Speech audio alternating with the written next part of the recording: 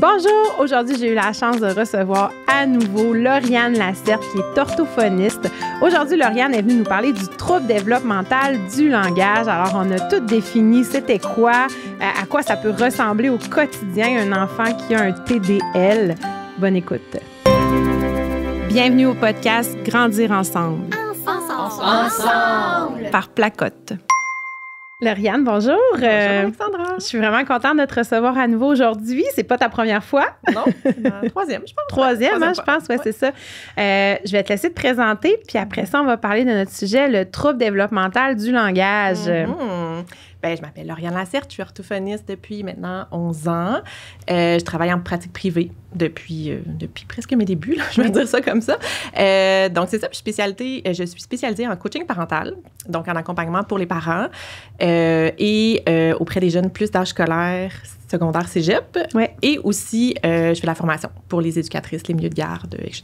Donc, tu as encore tous les gens qui travaillent avec nos enfants. Oui, exactement. Mon but à moi, c'est d'outiller le plus de personnes possible parce que, bon, comme orthophoniste, on a une capacité limitée de personnes qu'on peut aider. Fait que je me dis que plus il y a de gens qui ont des connaissances autour, ben plus on va pouvoir aider un grand nombre d'enfants qui ont bien besoin de notre aide. Tellement.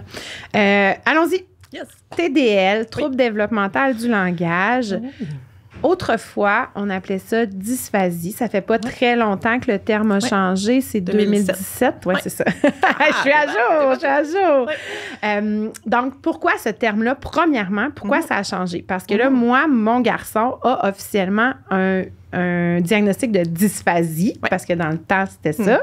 Mais maintenant, il faut que j'adapte mon langage. Il faut que je change la terminologie. Pourquoi? Oui. Mais en fait, il y a eu même un autre passage entre les deux. Fait qu'il y a eu je l'ai pas connu, ça. Dysphasie. Moi, quand j'ai gradué, on appelait ça un trouble primaire et persistant du langage. Oui, c'est vrai. Ouais, je l'ai eu, ça aussi. Oui, c'est vrai. Puis, depuis 2017, maintenant, on appelle ça trouble développemental du langage. Ouais. En fait, il y a eu un consensus au niveau de la recherche. Je te dirais, c'est vraiment ça, là. Pour que la terminologie soit la même à la grandeur du monde. On dirait ça comme ça, vraiment pour simplifier tout ce qui est justement la communication, les échanges, mais aussi beaucoup les critères de recherche. Entre autres, là, quand on fait de la recherche sur les enfants qui ont des difficultés, bien, on veut que ça soit les mêmes critères partout pour qu'on puisse généraliser ce qu'on voit dans les recherches. Donc, c'est ça. En 2017, il y a un groupe de chercheurs qui était principalement composé d'orthophonistes, mais aussi d'un pédiatre, audiologiste, autres professionnels. C'était vraiment multi, là. Oui, c'était vraiment multi. Puis en fait, ils se sont penchés sur ça serait quoi les critères pour déterminer si un enfant avait ou non des difficultés de langage, ou un trouble de langage. On va dire ça un trouble de langage. Puis eux, ils sont arrivés à un consensus, à plusieurs critères d'inclusion, d'exclusion, etc. Puis ils ont déterminé que la meilleure terminologie, c'était de dire un trouble développemental du langage. Puis l'idée de ça, c'est de dire qu'un trouble, en fait, c'est quelque chose qui va rester dans le temps. Oui, c'est pas un retard. Non, c'est pas un retard. Puis tu vois, même le mot retard a été éliminé du vocabulaire. Fait que même maintenant, dans nos conclusions, tout ça, on peut pas dire que l'enfant a un retard de langage. Parce que quand on dit qu'il y a un retard de langage, c'est comme si on implique que ça va passer, que ça va se rattraper. Alors que tu peux pas être certain. Alors qu'on sait pas. Okay, donc, qu'est-ce qui est dans ces moments-là, la conclusion est qu'il y a une fragilité? Ça va être souvent une difficulté. On va appeler difficulté de langage quand on n'est pas certain. Puis, éventuellement, on pourrait mettre aussi une hypothèse de trouble développemental du langage. Mais c'est juste une hypothèse. C'est une hypothèse. C'est ça, parfait. En gros, tu sais, comment on démêle tout ça, c'est que pour mettre une conclusion, on appelle ça une conclusion orthophonique, on appelle pas ça un diagnostic. Fait qu'on dit une conclusion orthophonique de trouble développemental du langage. On appelle ça TDL. TDL, oui, c'est ça, parce TDL. Que des fois, ça vient un peu long. Oui, puis là, moi, j'ai vu mes notes tantôt, puis c'était TPL que j'avais écrit, puis tu sais, ça n'a pas de rapport. Là, c'est pas ça du tout. TDL, oui. TDL. Donc voilà, fait que c'est ça. Fait que dans le fond, les critères qu'on a pour dire que c'est un trouble développemental du langage, c'est de dire que c'est quelque chose qui doit être persistant dans le temps. Oui. OK? Comment on sait s'il y a une difficulté persistante dans le temps? Justement, au début, on dit une difficulté. Oui. Et après ça, on va observer l'enfant, on va voir son évolution. OK? On va voir si si l'enfant est bien stimulé, bien accompagné. Oui. Ça ne veut pas nécessairement dire qu'il y a un suivi régulier en orthophonie. Là. Ça veut dire que les personnes autour de lui sont stimulantes, on lui lit l'aident, des histoires, on nomme les choses, on discute avec lui. L'idée, c'est que c'est pas en lien avec une sous-stimulation, quelque chose comme ça, puis que ça dure dans le temps. Puis là, on va parler au moins d'un 6 mois et même plus. Que la difficulté va durer dans le temps. Fait que ça, c'est un des éléments super importants. Après ça, on va dire que c'est un trouble développemental. Un trouble développemental, ça veut dire justement que c'est dans le développement développement de l'enfant, c'est pas une difficulté qui est acquise. Par exemple, à cause d'un traumatisme crânien, à cause d'un accident, d'une blessure au cerveau. C'est ça comme ça, simplement. Fait que c'est vraiment là, un trouble développemental du langage, c'est un trouble qui est neurologique. Qui est là dès la naissance. Dès la naissance. Oui. Hein, c'est comment notre cerveau fonctionne. C'est comme si les parties de notre cerveau qui s'occupent du langage, là, pour faire ça simple, ne fonctionnent pas de la même façon que une personne qui n'aurait pas de difficulté de langage. Fait que c'est un peu ça. Fait que ça, c'est l'aspect qui est développemental. Puis maintenant, on a séparé un petit peu le trouble développemental du langage du trouble de langage. OK.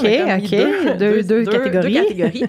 Puis en fait, il ne faut pas que ça soit en lien avec une autre difficulté. Oui, donc autisme, les enfants qui sont autistes, mais qui ont des difficultés langagières, on ne peut pas donner maintenant le diagnostic double. Double, oui, c'est ça. Fait que dans le fond, tout ce qui est, mettons, il appelle ça des conditions biomédicales, mettons, dans nos critères. Là, fait, ça veut dire, mettons, l'autisme, un syndrome quelconque, par exemple. Donc, il pourrait avoir ça comme critère, mettons, d'exclusion. Fait que si c'est lié à un autre difficulté, un retard global de développement, quelque chose comme ça aussi. Bon, ça ne serait pas un trouble développemental du langage. Dans ce cas-là, on va conclure un trouble de langage associé à. OK.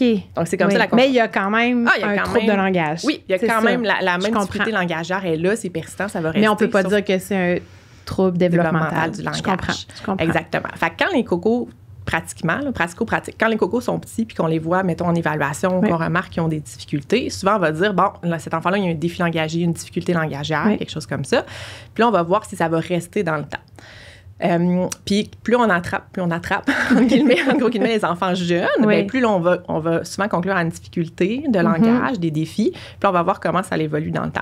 Puis là, on va dire, OK, si ça évolue positivement, que l'enfant récupère, entre guillemets, encore une fois, là, je fais toujours attention, reprend. C'est ça, exactement. C'est toujours un peu comme ça. Mais bref, si l'enfant va atteindre le même niveau que ses pairs au niveau de son langage, bien là, on va dire, OK, c'est un défi, il y avait besoin de plus de temps, plus de pratique, tout ça, ça se peut. Là, ça arrive quand même très souvent, je te dirais. Oui, comme un enfant qui marche à 16-17 mois, là, exactement, ça arrive. Qui ont besoin d'un peu plus de stimulation. Ça ne veut pas dire qu'il ne marchera jamais. Exactement. Puis qu'il va tomber tout le temps. Non plus. Puis, tu sais, petite parenthèse, un enfant qui a un trouble de langage, ça ne veut pas dire non plus qu'il ne va pas se développer. T'sais, on va en parler tantôt, là, plus en détail, mais il va quand même évoluer. Là. Un enfant qu'on met une conclusion de trouble développemental du langage, c'est un enfant qui va être capable de s'exprimer puis de comprendre quand même bien plus tard. C'est juste que ça va lui prendre beaucoup plus de temps que ses pairs pour le faire. Fait que c'est un peu ça.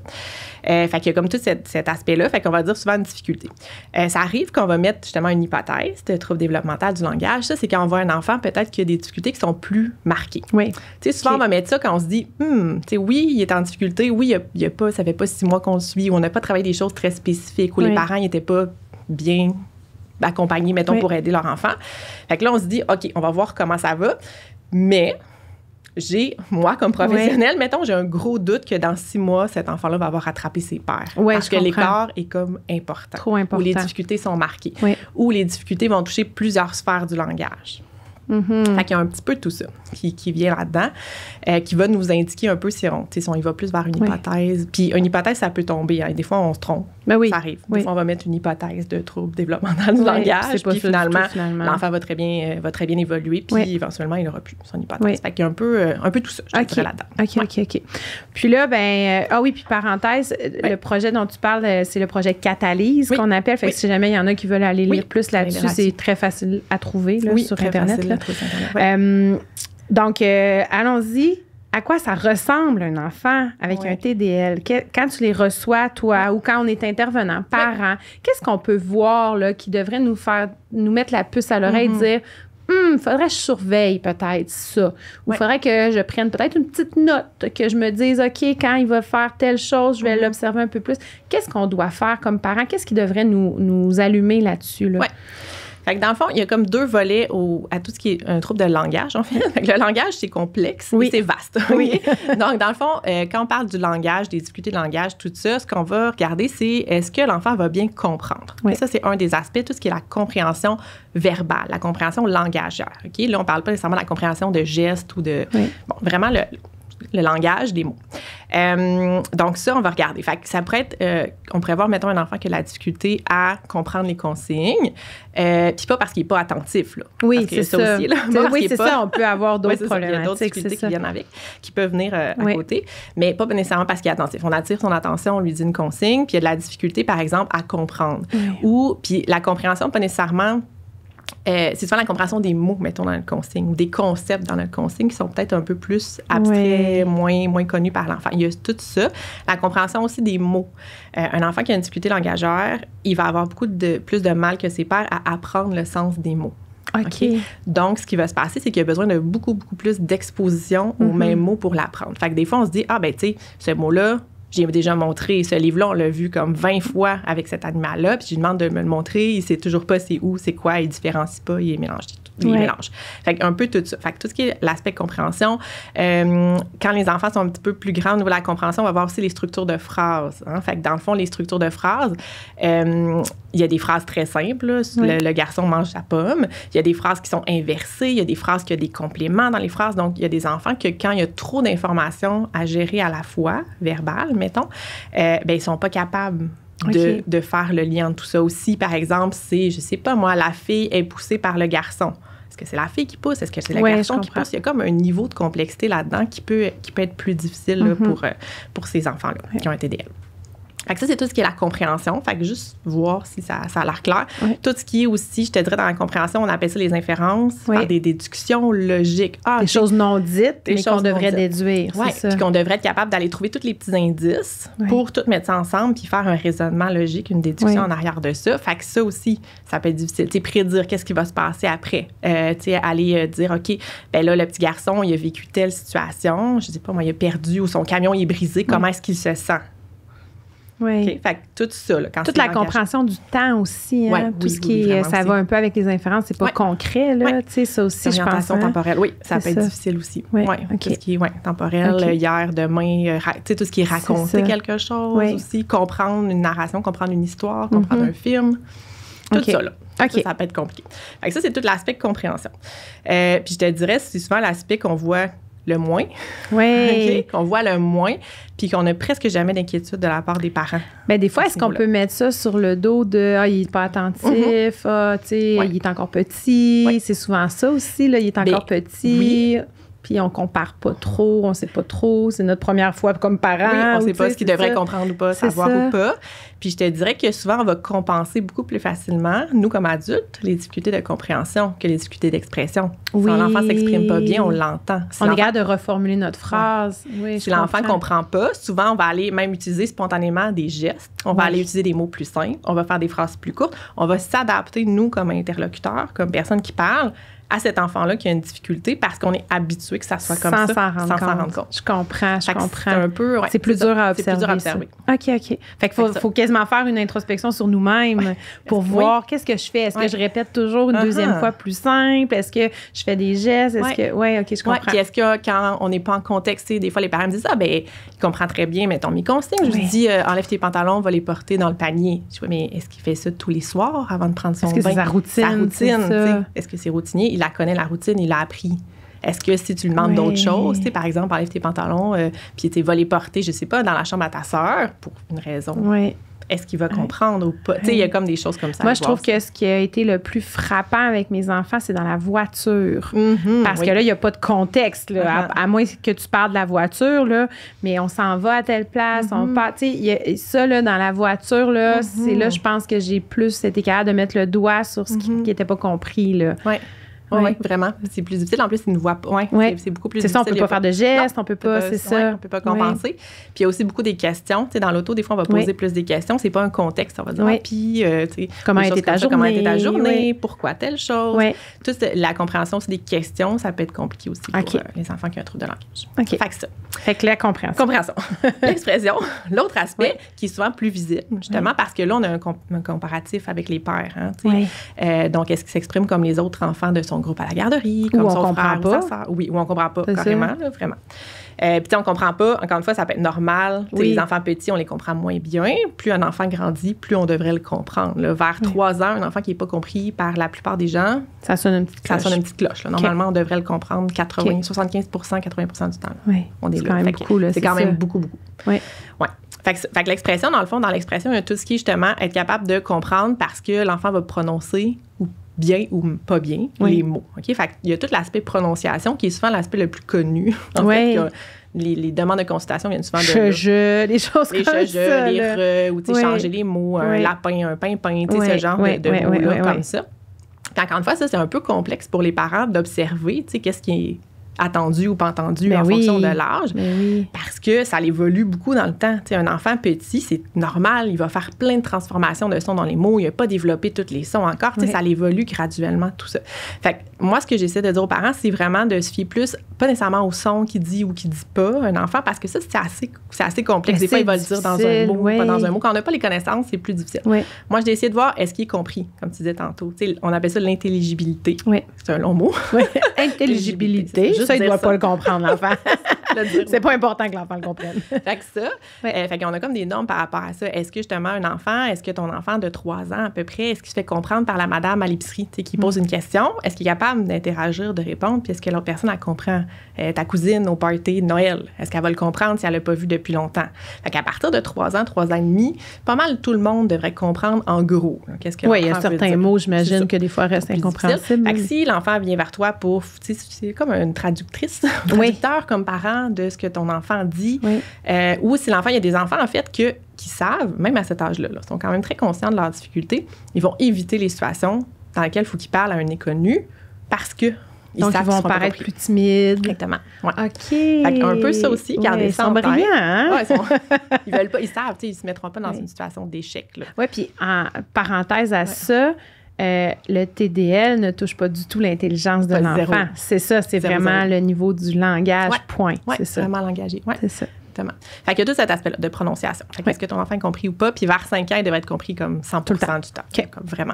Donc, il y a ça, il y a des phrases. Est-ce que l'enfant va produire des phrases qui correspondent un peu à ce qu'on s'attend? Est-ce qu'il va faire des phrases assez longues, assez complexes? Est-ce qu'il manque des mots? Est-ce qu'il va faire des erreurs dans le genre? Une, il, elle, ce genre de choses-là. Utiliser c'est ça, un mot, l'ordre des mots dans les phrases, un petit peu tout ça. Fait que si on écoute notre enfant et on se dit, il me semble que sa phrase est simple. Il y a ça aussi, des fois, ils vont faire des phrases simples pour ne pas se tromper. Phrase très simple par rapport à ce qu'il pourrait être capable de faire. Encore une fois, sur les enfants plus petits. Puis en grandissant, c'est vraiment des phrases qui sont plus complexes qu'on va voir, les difficultés. Oui, puis là, ça va au-delà du « ils sont-ils » là. Non, oui. C'est pas des erreurs, c'est ça. Là, c'est des erreurs qui vont au-delà des erreurs normales qu'on fait nous-mêmes des fois en adulte. C'est vraiment ça. Il faut voir aussi c'est quoi notre niveau à nous, comment on s'exprime nous-mêmes. C'est ça. Mais tu sais, par exemple, un enfant qui va dire « sont-ils », souvent, un enfant qui n'a pas de difficulté, on va corriger sa production. Parce que ça, on appelle ça de la généralisation. Ils pensent que c'est normal. C'est son, fait qu'au pluriel, ça va être sont-ils, comme il aime. Il était. C'est ça. Exactement. Fait qu'ils vont le faire comme ça. Fait que c'est ça. Mais si on va corriger l'enfant plusieurs fois, puis que ça reste, puis que c'est pas une erreur que nous, on fait dans la famille ou qui entend régulièrement, là, ça peut nous sonner une petite cloche. De dire, un enfant qui n'aurait pas de difficulté, oui, il va faire des erreurs dans ses phrases, tout ça, parce qu'il est en apprentissage, puis c'est correct. Ils apprennent par exposition. Ils sont exposés, puis ils essaient de reproduire un peu la même chose. Donc, puis des fois, c'est croche un peu. C'est croche un peu. On va le dire, tu sais, c'est quoi? Là, on reformule comme il faut. Puis si on reformule plusieurs fois la même chose, puis que ça reste difficile, petite cloche. OK, qui nous sort. Je dirais ça. Fait que ça, tout ce qui est le vocabulaire aussi. Est-ce que l'enfant, tantôt on parlait, est-ce qu'il comprend les mots? Est-ce qu'il est capable de produire un vocabulaire précis quand il va s'exprimer, quand il va parler de quelque chose? Est-ce qu'il va utiliser un mot générique, tu sais, pour un... Le fruit. Oui. C'est ça que t'allais dire. Fruit. Le fruit. Je cherchais un exemple de chien, mais mettons le fruit. C'est parfait pour tous les fruits, par exemple. Est-ce qu'il va utiliser des mots imprécis comme ça, là, choses à faire? Ça aussi, des fois, c'est des recherches de mots dans notre tête. Si tu as utilisé un vocabulaire simple par rapport à ce qu'on s'attendrait à son âge, là, vraiment. Fait qu'il y a ça aussi, garder ça en tête, les mots que l'enfant va utiliser. Puis tout ce qui est raconter, expliquer, décrire. Tu sais, un enfant, c'est normal qu'au début, ça soit plus difficile, mais tu sais, un enfant vers 4,5, 5 ans, 6 ans, il devrait être capable de raconter facilement un film, un événement, expliquer quelque chose, comment on joue à un jeu. Tu sais, on joue à un nouveau jeu, il a joué à l'école. Explique-moi. Okay, c'est quoi ce jeu-là? Qu'est-ce que tu as fait? Tu sais, mettons, ma fille a fait un cours de danse hier. Premier cours de danse, super excitée par ça. Fait que là, elle est arrivée, puis elle m'explique. Fait que c'est pas 100% clair. Tu sais, elle a 5 ans. Là. Oui, puis elle mime beaucoup. Oui, c'est ça, elle le fait. Elle est capable de te raconter. Elle est capable de me raconter quelque chose. Puis je suis capable quand même de suivre, puis je peux poser des questions, puis on s'ajuste, mais je suis quand même capable de comprendre ce qu'elle veut me dire. Tu sais, fait tout ça aussi là, qui vient dans le langage. Fait que ça ressemble à ça, je te dirais, un trouble développemental du langage. Puis ce qui est important de savoir, c'est que on a dit tantôt que les difficultés restent dans le temps. Fait que l'enfant va évoluer. Dans ces difficultés. Dans ces difficultés-là. Fait il va pas avoir la difficulté toute sa vie à prononcer les sons dans les mots. Ils vont pas nécessairement faire toujours des petites mini-phrases. Mais ce qu'on va avoir plus vieux, plus grand, ce qui va apparaître, c'est beaucoup aussi tout le langage. Bon, le langage qui est à l'écrit est beaucoup plus complexe que le langage qu'on va utiliser à l'oral. Donc là, c'est comme une autre coche. On va dire ça comme ça. Fait que oui, l'enfant, tu sais, mettons un enfant qui a un trouble développemental du langage, on pourrait il pourrait être avec nous avoir une conversation, puis on ne saurait pas qu'il y a un trouble développemental du langage, OK? On ne l'entendrait pas nécessairement la différence. Des fois, peut-être le vocabulaire un petit peu plus simple, des choses comme ça. Mais là, il faut porter très attention. Oui, c'est ça, exactement. On va pas, ça ne nous saute pas aux yeux. Oui. Par contre, si on le met dans un contexte où il y a des mots nouveaux à apprendre, comme dans le contexte scolaire, où il y a du vocabulaire précis, je pense à l'univers social, mettons. Et les termes, plus les sciences, tout ça à l'école. Je pense à la maternelle, première année, ébullition, tout ça. Bien, juste les mathématiques, addition, soustraction, somme. Vraiment. Ça fait beaucoup de termes abstraits qui ne veulent absolument rien dire. Fait que ça, là, ça reste difficile pour eux, tous ces nouveaux mots. Puis même plus vieux, là, secondaire, tout ça, c'est des mots. Ça leur prend beaucoup plus d'exposition pour apprendre un mot. Fait que même si on l'a vu en classe, même si on l'a revu, un enfant qui n'a pas de difficulté, ça va être suffisant pour qu'il apprenne. Un enfant qui a un trouble développemental du langage, ça ne sera pas suffisant pour qu'il ait appris. Il n'aura pas appris. Fait qu'il va comme avoir des trous un petit peu partout. Des choses qu'on se dit, ben voyons, c'est sûr qu'il sait ça. On l'a répété comme 20 fois. Ben peut-être que 20 fois, c'est pas suffisant. Peut-être que ça prend 30. En fait, il y a des études qui montrent que c'est 36 fois pour apprendre un mot. Aïe, aïe, aïe. Pour un enfant qui a un trouble développemental du langage. OK, c'est souvent, là. 36 fois. C'est souvent, là. C'est ça. Fait qu'on a bien beau dire, oui, il va se mettre à lire, il va être exposé, mais il faut qu'il voit souvent ces mots-là, qu'il les entende, qu'il les voit en contexte aussi. Puis j'imagine en différents contextes, parce qu'il y a certains mots qui veulent dire une chose dans un contexte, une autre chose, ça doit être complètement... Ça doit être difficile pour ces enfants-là. C'est très difficile. Puis des fois, ils vont comme... Tu sais, éventuellement, quand il y a beaucoup de mots qui sont difficiles à comprendre, ils vont pas chercher toutes les... C'est comme dans les stratégies, on leur dit, OK, bien, cherche le sens des mots, demande le sens des mots, tout ça. Éventuellement, ils finissent par plus le faire. Moi, c'est ce que je réalise, parce qu'il y en a trop de mots. Plus ça va, plus ça devient trop compliqué. Fait qu'ils se disent, me semble que ça veut dire ça. Fait qu'il y a comme une connaissance de certains mots, mais c'est pas une connaissance qu'on va dire en profondeur du mot. Fait que ça veut à peu près dire ça. Fait que des fois, ils vont utiliser des mots qui sont pas tout à fait exacts dans le contexte qu'ils vont l'utiliser. Ça veut dire à peu près ça, mais dans ce contexte-là, c'est pas ça exactement. Fait qu'il y a souvent ça qu'on va avoir chez les plus vieux. Puis tout ce qui est la syntaxe, des erreurs de syntaxe, beaucoup.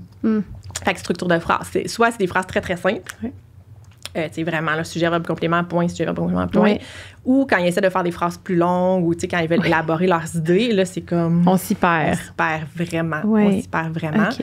C'est ça. Fait qu'ils ont de la difficulté avec tout ça, structurer leurs idées, organiser, tu sais, argumenter, là. Tu sais, quand ils sont rendus, écrire une lettre d'opinion. Même, tu sais, des fois, c'est fin de primaire, on fait ça, sixième année. Écrire une lettre d'opinion à ton directeur d'école. Pas facile, vraiment pas facile. Tu sais, trouver des idées, élaborer tes idées, les détailler, les expliquer, tout ça. Ça demande de super bonnes habiletés langagières. Puis ça reste difficile pour eux, là, même quand ils sont rendus à l'âge scolaire, secondaire et tout ça. Ouais, vraiment. Puis là, par exemple, je suis un parent, là, j'observe des choses là, chez mon tout petit. Je me rends compte que, OK, il y a peut-être des trucs qui sont pas normaux. Puis j'aime pas ça dire ça, là, mais parce que ils sont normales. Si on a un diagnostic de TDL, ils sont normales dans leur TDL. Là, je dis, bon. Mais bref, si j'observe des choses qui sont pas attendues à cet âge-là, je me dirige vers qui? Qu'est-ce que je fais? Parce que, bon, c'est bien beau de dire oui, il va consulter, mais qui, comment je m'y prends, là? Bien, je dirais, moi, souvent, d'aller un peu valider ses inquiétudes. Dans le sens où aller s'informer comme parent, là, moi, c'est mon message à moi, c'est ma vision des choses. Aller s'informer comme parent. C'est quoi qui a... Tu sais, oui, je suis inquiet, OK, qu'est-ce qui est attendu? Est-ce que mon inquiétude est justifiée ou je me suis fiée à la voisine qui, elle, est vraiment mieux? Que son il y a des enfants, des fois, qui parlent à 2 ans comme des adultes. Exactement. Là, c'est quoi ma référence? OK, ma référence, c'est les gens autour de... Tu sais, c'est quoi ma référence? Fait que moi, je dirais ça, aller s'informer comme parent. Qu'est-ce qui est attendu? Puis ça, c'est super facile, là. Internet regorge de documentation sur ce sujet-là. Faites toujours attention aux sources. Là. Oui. Mais il y a le site des orthophonistes audiologistes du Québec qui ont une fiche sur le TDL, justement. Oui, là, ça peut pas être plus fiable que ça. Là. Oui, c'est ça. Fait que, bref, ça. Oui. On peut regarder ça. Sinon, tu sais, demander l'avis, mais de plusieurs personnes autour de vous. OK. Tu sais, mettons, s'il est à la garderie, est-ce que son éducatrice, elle a des inquiétudes? Tu sais, est-ce que d'autres personnes, je sais pas, dans la famille, tu sais, parler de ces inquiétudes. Puis des fois, les parents sont pas toujours à l'aise de le faire, mais moi, je dis, OK, tu sais, mettons, on observe. Là, puis on se dit, pas certain. OK, ben, est-ce que moi, je suis inquiète. Est-ce que toi, tu as observé quelque chose? Fait que juste comme essayer d'aller voir un petit peu autour. Surtout, tu sais, une éducatrice, elle a quand même une formation. Ben, elle en a vu d'autres aussi. Elle a vu beaucoup d'enfants. Fait que c'est peut-être un meilleur repère que le voisin. Sa moyenne est plus fiable que la voisine qui a 2 enfants. C'est ça. Ouais. Je dirais ça. Puis après ça, c'est sûr qu'on peut consulter un orthophoniste, ça, c'est clair. C'est pas toujours facile d'avoir accès à un orthophoniste, là, comme plusieurs professionnels. C'est un peu ça le point, mais de dire, OK, tu sais, observer, essayer de... Tu sais, moi, on enseigne beaucoup les stratégies de stimulation du langage, qu'on appelle. Fait que, tu sais, des stratégies de stimulation du langage, c'est quelque chose qui est bon que dans tous les cas. Tu sais, que ton enfant a une difficulté, pas de difficulté, juste regarde comment toi t'interagis avec ton enfant, comment justement tu poses des questions, comment tu l'aides, etc. Fait qu'il y a comme plein de stratégies, de choses qu'on peut faire en attendant. Fait que, tu sais, moi, ce que je vois, c'est que des fois, les parents... passif. Non, c'est ça. Quand on a une inquiétude, on observe des choses, puis on se dit, OK, je vais appeler l'orthophoniste, je vais mettre sur une liste d'attente, parce que c'est un peu ça, tant au privé qu'au public, là, je te dirais. Fait que c'est un peu ça. Puis là, je vais attendre de voir ce qu'elle va me dire. Moi, je suis comme, non, on attend on se met en action. On va dire, tu sais, on lit, on s'informe, on va chercher des ressources, puis on applique ces stratégies-là, comme je te dis, de stimulation. Ça peut être de redonner le bon modèle verbal, on en parlait un petit peu tantôt. Bien, juste, si l'enfant fait une erreur, on va le redire comme il faut. C'est pas... Ça demande un effort comme parent, tu sais, de penser à ça. Faut y penser, c'est ça. C'est pas naturel. C'est vraiment pas naturel. Vraiment pas naturel. Pourtant, quand on voit les orthophonistes aller, on se dit, mon, d'où qu'ils l'ont? Mais ça demande, puis pour vrai, j'ai eu une formation récemment, puis on se dit, tu sais, quand on fait ça, ça demande beaucoup d'énergie. Tu sais, c'est pour ça que quand on fait des rencontres avec des enfants, on sort de là, des fois, puis on est brûlé, là. Parce qu'on est super attentive à tout ce qu'il dit, puis reformuler, puis poser les bonnes questions, puis poser la question dans une forme que l'enfant va répondre, la façon qu'on veut pratiquer sa phrase. Il y a comme plein de choses qu'on va faire comme ça. Fait qu'on ne demande pas ça à un parent. T'sais. Non, vous avez une formation, c'est maîtrise, là. Oui, c'est ça. On fait ça. Pas pour rien. Mais bref, tu sais, on va consulter un orthophoniste, clairement, mais on fait quelque chose en attendant. Moi, c'est ça mon message. Okay. Puis après ça, en orthophonie, ce qu'on va faire, c'est qu'on va faire souvent une première évaluation, dans le sens où nous non plus, on ne sait pas, on n'a pas de boule de cristal. Là. On ne sait pas si dans le coco qu'on voit là, dans 6 mois, dans 1 an, comment il va aller. On ne le sait pas. Puis souvent, on a des questions comme ça quand les parents arrivent avec leur inquiétude, puis c'est correct. Puis tu n'as aucune idée de l'enfant, il arrive de quel milieu non plus, là. Non. Un milieu où les parents lisent 15 histoires par jour, c'est différent d'un milieu où les parents n'en lisent pas, là. Tu sais, à la base, c'est ça, là. Puis la façon, tu sais, moi, je regarde, il y a plein de façons de stimuler le langage. Fait que, tu sais, il y a des parents qui vont le faire très bien dans le quotidien, dans la routine, tout ça. Mais c'est comment c'est fait? Est-ce qu'ils ont les connaissances? Puis c'est pas, il y a jamais de parents. En tout cas, moi, j'ai jamais vu de parents avec une mauvaise volonté. Absolument pas. Vraiment non, pas. C'est ça. C'est juste, des fois, tu le sais pas. C'est ça. Tu sais, fait que juste aller chercher quoi faire en attendant. Puis, tu sais, je dirais même dans les CLSC, il y a le programme Agirto qui est comme en développement à la grandeur du Québec. Puis Agirto, c'est ça. C'est de dire, OK, on fait comme un dépistage de toutes les sphères de l'enfant. Puis là, on va donner des outils, des formations parents, de l'accompagnement en attendant. Puis des fois, ça, c'est assez. Ça arrive il y a de souvent plus en plus d'orthophonistes sur les médias sociaux aussi, hein, qui donnent de l'information claire, précise, vulgarisée, puis des trucs concrets aussi. Là, fait que ça aussi, ça peut aider là, d'aller chercher des pages d'orthophonistes aussi. Là. Vraiment. C'est très accessible. C'est très accessible. Puis on est plusieurs là, puis on est très présents. C'est ça, oui, c'est ça. Oui, c'est ça. OK, donc là, puis c'est quoi, là, notre enfant, il va progresser, hein, comme tous les enfants, il va continuer à progresser. Puis moi, je me rappelle, là, quand l'orthophoniste nous a dit c'est de la dysphasie, OK? Moi, dans ma tête, je me disais, c'est la fin du monde, mon enfant ne sera jamais fonctionnel. Tu sais, qu'est-ce qui va se passer plus tard? Est-ce qu'il va pouvoir travailler? Est-ce que... Puis là, je suis rendue plusieurs années plus tard et je me rends compte que toutes ces inquiétudes-là n'étaient pas fondées. Là.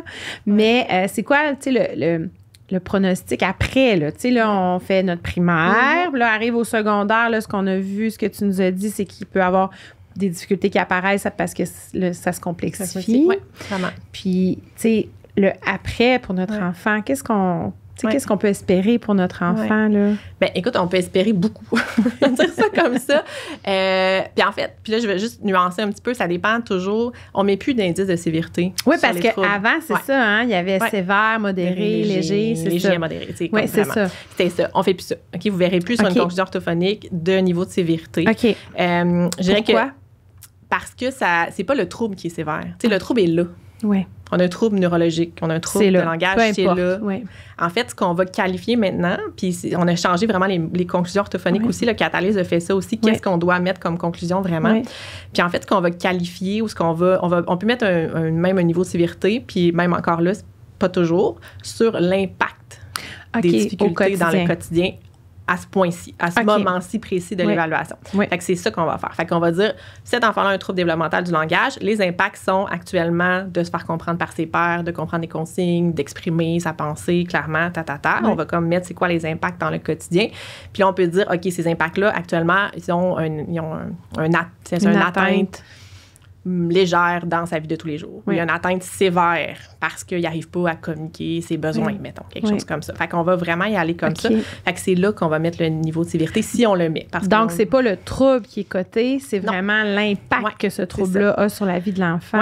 Donc ça va changer toute sa vie. Ça, exactement, c'est ça. Puis ça va changer dans sa vie, puis ça va changer dans son contexte. Tu sais, on parle d'un enfant qui a un TDL dans un milieu scolaire.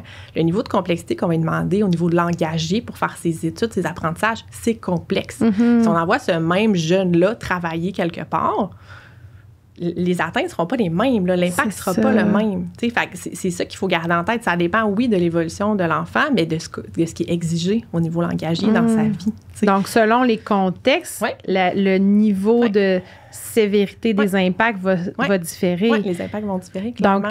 Donc, quand on voit sur la conclusion orthophonique, on voit modéré, sévère, tout ça, ben c'était dans le bureau de l'orthophoniste. Dans le bureau de l'orthophoniste. Puis souvent, en fait, maintenant... Avec les questionnaires des parents aussi. Questionnaires de parents, des fois questionnaires aux enseignants. On essaie vraiment de faire le tour des milieux, justement, pour voir c'est quoi les impacts réels. Parce que, tu sais, moi, je peux déterminer des impacts dans mon bureau.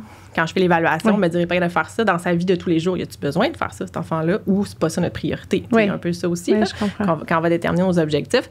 Mais, fait que c'est ça. Fait que dans le fond, les enfants qui ont un TDL, ils peuvent très bien réussir selon l'exigence, selon le contexte, selon tout ça. Fait que moi, je vois des jeunes qui ont des difficultés très sévères.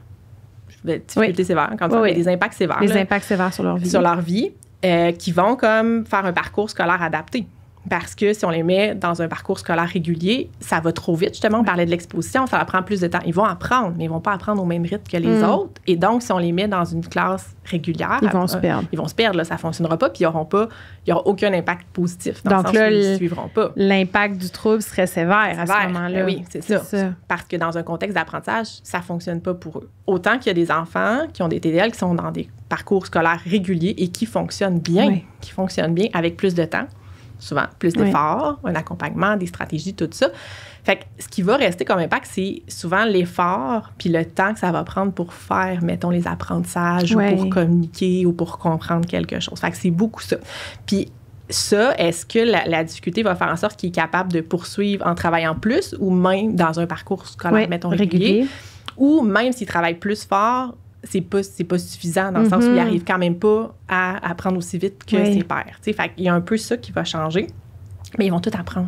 Ils vont tous se développer. Ils vont tous se développer, puis souvent, au niveau de la communication orale, verbale, ça va aller. Il va être capable de communiquer, de parler, de se faire ses comprendre. Demandes. Exactement. Il va être capable de tout faire ça. Des fois, moi, ce qu'on voit, c'est des fois plus vieux, au niveau des relations sociales. Des fois, moins bien comprendre les subtilités de ce que la personne est en train de te dire.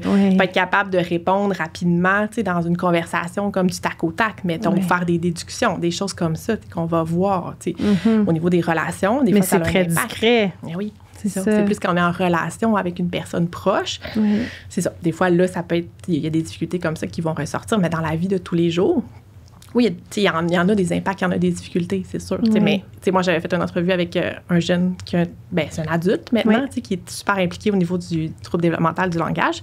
Il s'appelle François Gosselin, qui est comme un modèle. Moi, on dit bonjour à François. Bonjour François. Non, mais parce qu'il représente la cause TDL, puis il est très, très présent. Là, fait que si vous voulez voir un peu, ça a l'air de quoi? Mais il porte un message, il est devant un mouvement pour faire valoir c'est quoi un TDL, puis en faire parler, puis c'est comme mettre les choses d'avant. Et lui, il a un TDL, dans le fond, puis il a eu sa rééducation toute sa vie, même comme adulte, tu sais. Fait que c'est ça. C'est quoi la limite? Il n'y en a pas. Puis là, j'ai une question. Si tu n'as pas la réponse, dis-moi, j'ai pas la réponse. Parce que je sais que c'est une préoccupation de plus en plus. Là, on apprend une deuxième langue. Oui. Donc, les enfants qui ont un TDL, corrige-moi si je me trompe, mais ils l'ont dans les autres langues aussi. Par exemple, un enfant qui est parfaitement bilingue parce qu'à la maison, c'est bilingue, va avoir le TDL dans les deux langues, ou les trois ou les quatre, bon, peu importe. Mais un apprentissage d'une deuxième langue pour ces enfants-là, parce que là, on sait, ça commence dès la première année, l'anglais, maintenant. Comment ça peut se passer? Est-ce que c'est un défi supplémentaire ou non parce que c'est une nouvelle langue? Comment on peut voir ça? Oui, je te dirais que c'est un défi supplémentaire. OK. Ben, dans le sens où c'est le même défi que la langue maternelle, mais reporté. Je sais pas si tu vois. Fait que comme tu dis, puis en fait, j'ai pas dit tantôt, mais c'est un critère d'exclusion, dans le sens où l'enfant qui a un TDL, il a des difficultés dans toutes ses langues. C'est pas en lien avec la langue qu'il va parler. Il est pas bon dans une langue puis pas bon dans l'autre. C'est pas ça. Il a de la difficulté dans toutes les langues. Fait qu'un enfant qu'on va lui apprendre une langue par la suite, qui a une difficulté langagère, oui, ça va être plus difficile. T'sais, ça va être difficile d'apprendre cette langue-là. Puis on le voit souvent, chez nos jeunes qui ont une conclusion orthophonique. L'anglais, c'est souvent super difficile parce qu'on leur demande d'apprendre un nouveau, au niveau du vocabulaire. C'est plus facile à apprendre. On revient à ça, l'exposition. Ça va leur prendre plus d'exposition. Fait que oui, une autre langue, mais je te dirais les apprentissages de façon... apprendre quelque chose. Fait que oui, apprendre une deuxième langue, ça va être pas facile pour eux. Puis la syntaxe, c'est pas la même. Quand on pense à ça, il y a comme... Mettons que tu apprends un concept en sciences, bien, tu dois apprendre le concept, le comprendre, tout ça. Mais si tu apprends une nouvelle structure de phrase, l'anglais, c'est pas la même structure de phrase. On inverse tout ça. Puis mettons, là, en anglais, il y a moins les genres, tout ça, mais un enfant anglophone qui va apprendre le français puis qui doit apprendre aussi les genres. Oui, parce que ça va parce qu'il est féminin, masculin, tout ça. On le perd. C'est très difficile. Là. C'est vraiment difficile. Pour eux, les sons dans les mots et des sons qui sont pas là dans une langue. Oui. Puis que là, on essaie de l'apprendre. C'est ça. Fait que oui, c'est plus difficile. C'est plus difficile. C'est plus difficile. Ouais, OK. Ouais. OK. Bien, je pense que là, on a fait un bon survol de tout ça. Est-ce que tu as des choses là, que tu veux dire, passer un message aux familles, aux parents? Je sais que toi, c'est c'est comme ta mission là, de t'adresser aux parents et tout. Donc, qu'est-ce que tu voudrais dire là, pour conclure toutes ces notions-là dont on vient de discuter? Bien, une des choses que je trouve super importante, bien, deux choses. Oui. Non, on y va. T'as le temps. Prends le temps. OK, parfait. C'est que dans le fond, c'est pas... Ce qu'on sait maintenant là, avec la recherche, c'est que c'est pas parce qu'un enfant va, mettons, parler tard que nécessairement, il va avoir une difficulté langagère qui va rester dans le temps. OK. Donc, le bébé à 18 mois qui ne dit pas grand-chose... On s'inquiète pas tant. On s'inquiète pas tant. On fait quelque chose. Je ne dirais pas on fait rien puis on attend de voir si ça passe. Là. Moi, c'est pas du tout ma façon de penser. Mais il n'est pas condamné à ne pas jamais parler. C'est ça. Fait qu'un enfant qui parle. Même en anglais, ils ont des termes qui s'appellent late talkers. Ils ont une terminologie pour ça. Nous, on n'a pas l'équivalent en français. Mais bref, ça. Mais c'est pas non plus parce qu'un enfant va parler tôt qu'il n'y aura pas de difficulté langagère. OK. Fait que ça aussi, c'est super intéressant. Fait que, tu sais, on sait, c'est ça. Fait que garder ça en tête, c'est pas, il parlait bien quand il était petit, il n'y en aura pas de difficulté de langage. C'est pas ça. Ça veut pas dire ça. Il y a comme un niveau de complexité au niveau du langage. Il y a des choses qui sont plus faciles. Des fois, c'est quand la complexité arrive que là, on a des difficultés. C'est vraiment intéressant, ça. Super pertinent. Puis on sait aussi, moi, je trouve ça super fascinant parce qu'il y a plein d'études qui sortent qu'on n'avait pas avant. Tu sais que, mettons, on parlait des enfants qui parlent plus tard, mais plus vers 2 ans, un enfant qui va moins combiner des mots, tout ce qui est plus les phrases, moins combiner les mots, ça, c'est un peu plus inquiétant pour l'avenir. Ou un enfant qui a la difficulté de compréhension versus juste expression. Un enfant qui a la difficulté à comprendre aussi, il y a plus de chances qu'on s'en aille vers un trouble développemental de langage. Fait qu'il y a tout ça qu'on sait. Puis si c'est des difficultés juste au niveau, on appelle ça la phonologie, les sons dans les mots, comme la prononciation, l'articulation, tout ça, c'est juste ça qui est touché, bien souvent, ça évolue mieux. Puis c'est un autre trouble, ça. Oui, ça peut être un autre trouble aussi. Trouble des sons de la parole qui était autrefois dyspraxie. Oui, c'est verbale. Trouble des sons de la parole, il y a plein de choses qui vont en dessous de ça, mais entre autres, les sons dans les mots, mais il y a plus de chances que ça évolue positivement. OK. Fait qu'il y a ça à garder en tête. Fait que tout ça pour dire que même si votre enfant est plus grand, OK? Puis qu'on voit des difficultés langagères, difficultés avec son vocabulaire, difficultés à raconter, à expliquer avec ses phrases qui sont plus complexes, tout ça, ça ne veut pas dire que parce qu'il n'y avait pas de difficulté petit que c'est pas un trouble développemental du langage. Donc, on peut s'en rendre compte plus tard. On peut s'en rendre compte très tard. OK. Moi, j'ai des enfants que j'évalue. Là, je travaille avec des scolaires, secondaires, cégep. OK. Il y a des jeunes que je mets une conclusion au cégep de troubles développementaux du langage. Ça doit expliquer leurs difficultés depuis le début. Hein? C'est ça, mais oui, c'est ça. Puis en fait, c'est le niveau de complexité, puis c'est des jeunes super intelligents qui compensent. Ils ont trouvé des stratégies. Vraiment bien. Ils ont trouvé plein de stratégies. Ils vont lire le texte 3 fois. Ils vont chercher tous les mots. Ils ont comme plein de stratégies. Ils vont utiliser un autre mot qui Ils vont changer leur phrase. Des fois, je les vois écrire, puis là, ils écrivent une phrase, puis là, la structure n'est pas super. Puis là, ils l'effacent. Ils recommencent. C'est vraiment... Ils ont compensé tout le temps. Puis il y a un moment donné où ces stratégies-là de compensation ne fonctionnent plus. C'était plus suffisant. C'est plus suffisant. Puis des fois, ça arrive au primaire. 3e, 4e année. C'est comme des étapes. Des fois, ça va arriver au début du secondaire. Des fois, ça va arriver au cégep. Ça dépend, encore une fois, des impacts de l'enfant puis de ses autres forces à l'enfant. Hein? Un enfant qui a toutes des super bonnes capacités, c'est ça, qui a d'autres belles forces pour compenser ou qui a une super bonne attention, ben ça va être plus facile de compenser pour lui qu'un enfant qui a aussi d'autres difficultés. Fait que garder en tête que ça peut... On peut le voir, on peut le découvrir plus tard, parce que ça, c'est quelque chose qui n'est pas connu, je trouve, puis ça arrive quand même souvent. Ben oui, parce que notre enfant, des fois, il rentre à l'école, il n'a jamais eu de problème de langage, puis là, tout d'un coup, on se fait dire, avez-vous pensé aller voir une orthophoniste, un orthophoniste? Puis là, on fait, mais voyons, mais non, il a parlé de bonheur, il s'est toujours exprimé, on a toujours compris. OK, bon, mais c'est bien ça pour les parents d'enfants d'âge scolaire de garder ça en tête. OK, bon, ben super. Excellent. Ben Lauriane, merci. Ça me fait plaisir. Donc, on se revoit une prochaine fois, nous. Merci beaucoup. De rien.